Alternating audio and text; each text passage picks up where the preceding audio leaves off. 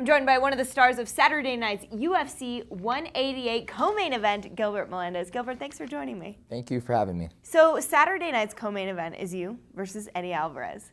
That is a fight MMA fans have been looking forward to for years. When you got the call and you were offered Eddie as an opponent, what immediately went through your mind?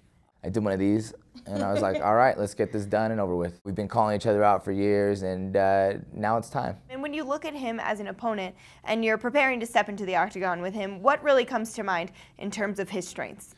Well, when I think of his strengths, I think we're very similar, and that's why I always wanted to fight him. He's a very aggressive fighter. He throws a bunch of punches, you know. He's a brawler. You know, he wrestles as well, too.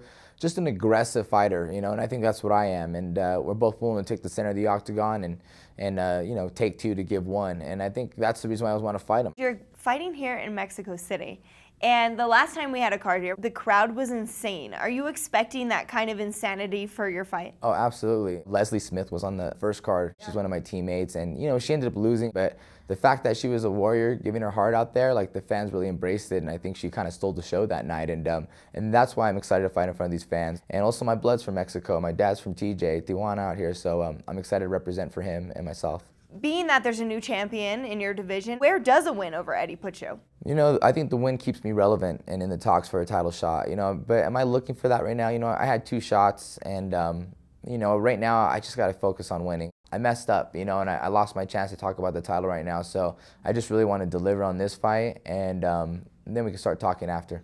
How did that change in mindset affect your training then for this fight? I'm never really upset about losing. You're like, okay, back to the drawing board, let's learn some new things and let's reinvent yourself, and I feel like I've done that. What were some of the big changes you were like, hey, I can do this better, or let me add this, let me take this away? And I feel like I was over-aggressive with my strikes, so I really sharpened up my boxing, and I'm continuing to work my timing and mix up my punches with my takedowns.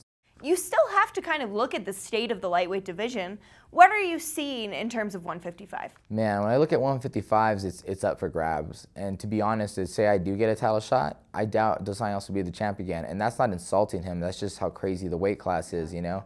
Guy A can beat Guy B can beat Guy C, but Guy C can beat Guy A. So it's like this revolving, you know, 155-pound door right here, and a lot of talent that's not even mentioned right now. But, you know, I've been in the sport for years, you know, and I've been top 10, top 5, you know, for almost 10 years, and I've seen guys come and go. You know, guys are fighting for the title, now they're gone. I've seen guys, you know, be on the cover of Sports Illustrated magazine, and now they're not even in the UFC, you know, and I think my team and I have always fought and strived to be relevant in the sport, and we'll continue to be relevant in the sport, and I think that's what makes us one of the best teams and makes me one of the best fighters out there. We are looking forward to seeing you back in that octagon on Saturday night, co-main event against Eddie Alvarez, UFC 188. Thanks so much, Gilbert. Thank you, Megan.